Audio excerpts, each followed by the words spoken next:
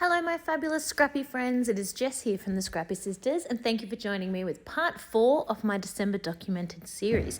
So today I'm going to be creating this front cover and also sharing a full flip through of the entire album. So the front cover is super simple and not extravagant, not a lot of dimension to it because I don't want things getting knocked off the cover as it slides in and off my shelf.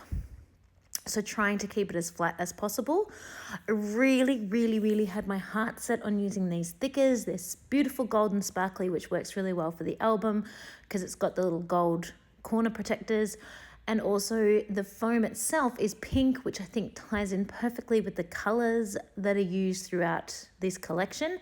But I had no E's left, and my surname has an E in it. December has multiple E's in it. Stories has an E in it. So I ended up just going with the word family because that is who this album is of and it's all about. And I think that works beautifully. So I do pop the little love heart up on foam. I will just hope that it doesn't come off throughout the year. Hello my fabulous friends, hopefully you have been watching my series of my December album. I am about to show you all that I have left. So I used all of the flare buttons. I did not use all of the cards. I put them in here. There's probably about half left. I probably have about half of the Project Life cards. I used absolutely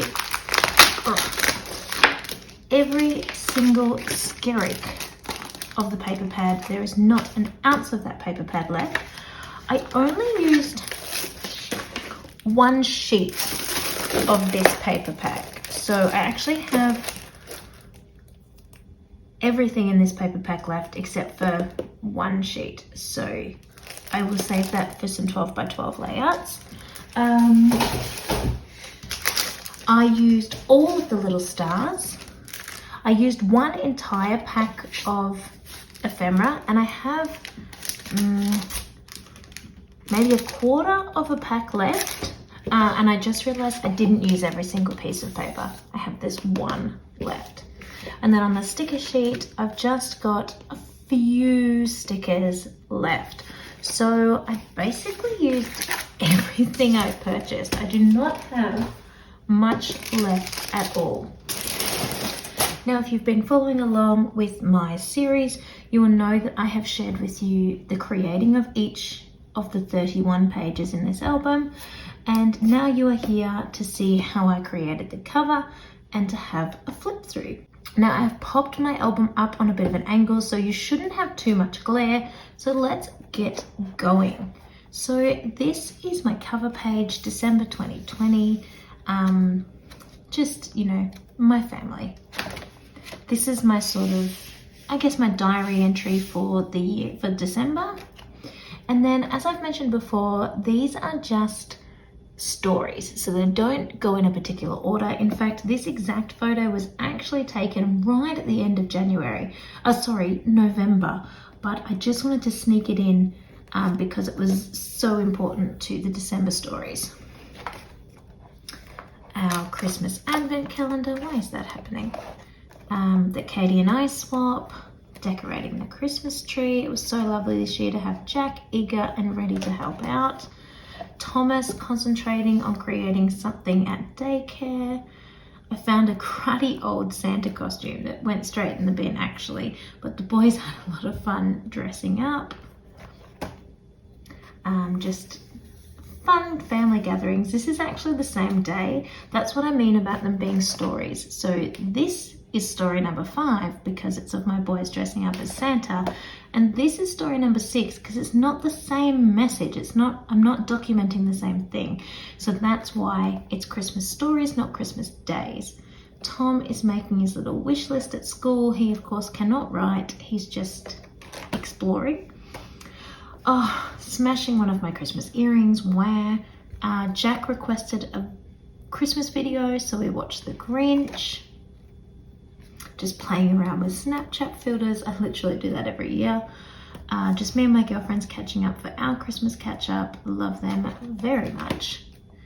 This is just cute photos of Tom and just documenting the fact that to get the best photos possible of my boys, having a prop is super helpful. So hence the rocking horse. And you can see Tom is not impressed. No prop, mummy has to stay in the photo.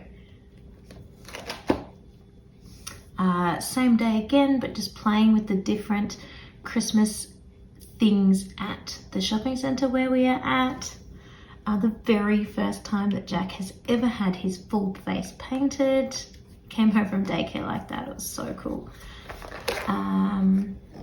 The Adventures of Dash, our elf.